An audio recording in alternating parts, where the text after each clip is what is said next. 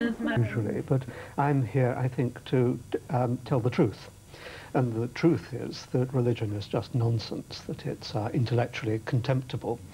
Really the only way of coming to knowledge about the universe in all its aspects, which is includes belief in gods and spirituality and the colour of green leaves and apples and what have you. The only way of coming to truth is, in my view, through science. Russell? Well, I think that Carl Jung, the Swiss psychologist, got it right when he said that deep within everybody there is a religious sense, a religious drive. If it does not find its outlet in the worship of God, then it will find its outlet in some other way. I think that in Peter's case, it finds itself in the promotion of science. He has a great love of science, which I share, but in his case, it becomes totally inflated and becomes all-powerful, all-knowing, and I think he just goes over the top. You see, I could say that you're clinical, that you're cynical, and obviously very academic. So emotionally, I might say to you, what's the point, really? A point of what? Of the well, world? The point of your existence. Everything. I mean, if you're going to analyse it as academics all the time. It's just a happy accident. Really, I think people who try to pretend that there's a purpose in the world are just trying to put a gloss on their ignorance. What science shows is that we are here as a consequence of evolution at one level, that we can trace the universe back to its more physical origins, and we can see that really everything that is happening in the world is, in a cosmic sense, purposeless. We're happy accidents. We're here to enjoy ourselves, and we should not. Well, we should try to withstand the fantasies that are peddled by priests. Well, look, Peter, you say in one breath that there is no purpose in life, and then you immediately went on to say we're here to enjoy ourselves. That is a purpose. But I'm distinguishing between cosmic purpose, the purpose of the universe as a whole. You know, why the whole shoot is here, and I'm distinguishing that from personal purpose, the fact that I've come up here to argue with you today. I think it's fun, and I think we're on this world to have fun. But certainly from science, you're not going to be able to understand what the cosmic purpose is. There isn't any. No, hold on. Science is very much a limited range of study. Which can deal with everything. It simply tells us how things operate. It's got nothing to do with why things There's no such are the way question. they are. Well, it doesn't, for example, give you a moral framework. Science does not give you a code of morals. Well, I think you have to distinguish between understanding why we have our current code of ethics and our current moral stance, which is a consequence of, first of all, our evolution from animals and beyond, and the fact that we've got massive brains which can think about the world, not just for the moment, but about consequences for other people. We have to distinguish that approach to morality from morality which is based on authority, the written word. Where do you draw your morality from? I think from? That's contemptible to say, because it puts society into a straitjacket. You cannot get morality out of evolution. Evolution is all about... But you can understand it. Evolution is all about the survival of the fittest, okay? You put number one first, you put your close kin that you share your genes with, that's what you put first. Now that has nothing to do with... It has everything to do with it. Genuine altruism and what we would call a genuine moral sense. That comes from something other than science. Well, it doesn't... You've got to admit that there are inputs which do not come from science. Well, I don't understand what you mean come from science. I'm talking about the inspiration of religious leaders like Jesus and Muhammad and the Buddha and people like that, which you're leaving totally out of account. No, I'm not. I'm taking into account prayer. You're simply looking at the physical world and what science has to say. Yes. May I ask you one point, actually? I mean, science can talk about how, for example, but does it actually tell us why? There's no such question. Why are we on this earth? Well, it's got to be. He says there's no such question. Got to be the question. All questions Peter why. knows that science is never going to answer questions which begin with why. And so his way of getting out of that difficulty for him is to say, well, those questions are meaningless. And I would say they are not meaningless. They are simply an indication of the narrow nature of science. I'm not going to have words put into my mouth. Well, then answer why. Yes. I think that all why questions are sloppy ways of asking how questions. Well, not really. I mean, I'm asking a very fundamental question. Why are we on this earth? And I say what you should really be asking is, how is it that we come to be on this earth? But then after how, I want to know why. But there isn't a why. I mean, that's just self-delusion. Well, that's exactly what that's exactly what I said. You do. Why? As soon as you get a question which you can't answer, you rule it out of court. No, you just ruled it out of court. There's a distinction between the quick fix of religious answers, which say, why? Okay, let's give an answer why God willed it, or things like that. I mean, I might be paraphrasing. A scientist says, how is it that we come to ask questions which begin why? But on a personal basis. Let me finish. Then it tries to unravel the question and look deep inside what it means to ask why.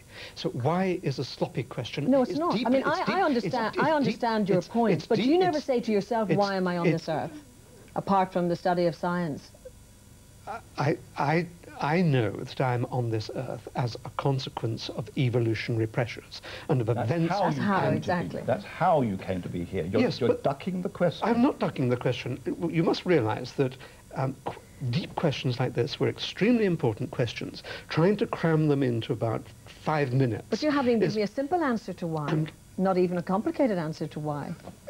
Yes, I am giving you a simple answer to why. I'm saying that a why question is a cloak for a series of how questions. What you should ask is how you come to think that there might be a why question. No, but I've already asked that. But however, I just want to very quickly deal with the astronaut issue, because there we have a group of scientists who have pushed science to the limit.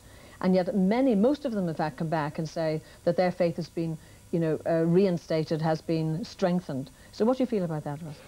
Well, I would say that you can't look at the physical world for proof of God's existence.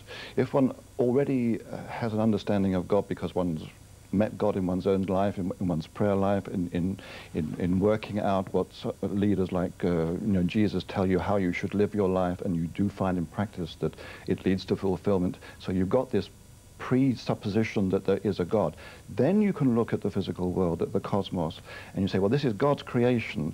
Can I learn something about the Creator from it? And I would say that my science enormously enriches my religious belief. It's not how I came to be a religious believer, but it enriches it. Well, may I bring in at this stage our third wise person, Dave, because Marjorie has obviously been talking about astrology with John, and you've been listening to the debate. So where do you stand on all of this, Marjorie? Well, I probably disagree with both, in fact, because I think science, if you look at the destructiveness that has been wreaked this century by science, nonsense. In terms of the Second World War particularly, I mean, if you look at the effects of the concentration camps, of the technology that was used in them, you look at Hiroshima, you have a science which is, to some extent, acting against the interests of humanity. You have a religion or a religious faith which has been very damaged by this century, because it's very difficult for people to have a spiritual faith in a God who rules the universe if the universe is in this big a mess.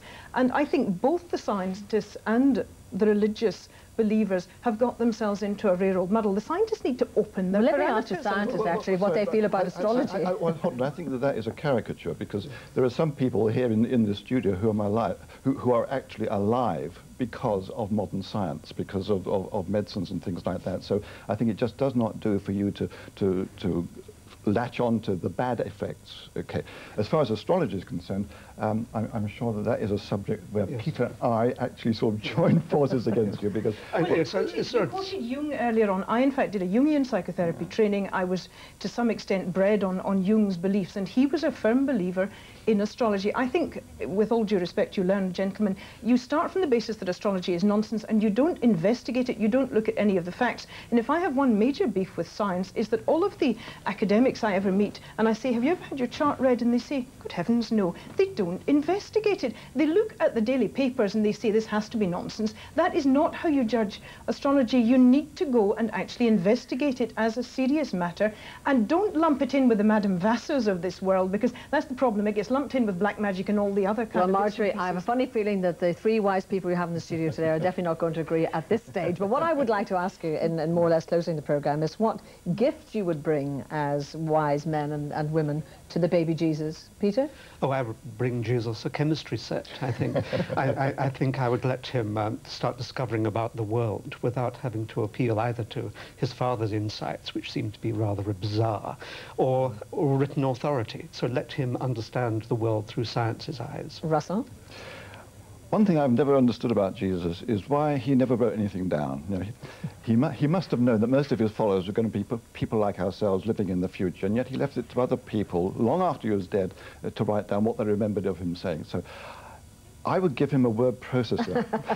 And you've got 10 seconds to say, Margie, I what would you give would him bring. amethyst, which is the stone of Aquarius. We're going into the age of Aquarius. Jesus was born at the beginning of the age of Pisces, the very fish symbolism around Jesus. We're needing an Aquarian Jesus or world saviour, if you like now, and amethyst is the stone that is to do with altruism. Well, I'd like to thank you all very much indeed for joining us on the programme today, and that's just about it for this week and sadly for the series. I'd like to say a huge thank you to John Cole, our guest today obviously, and indeed to all those wise men and women who've taken part in the series. If you'd like a fact sheet about the programme, then I hope you write to this address: Sunday Live, Yorkshire Television, Leeds LS3 1JS. That's Sunday Live, Yorkshire Television, Leeds LS3 1JS. Well, despite the recent news, one hope that I'm sure we all share for the future is for peace in Northern Ireland. Now, 2 weeks ago, we staged a rally for peace in Belfast, and if you watched the programme, you'll have heard the young people of Northern Ireland expressing their hopes for peace and normality. 12-year-old Charlotte Doherty was among many young people who featured on the programme, but sadly a microphone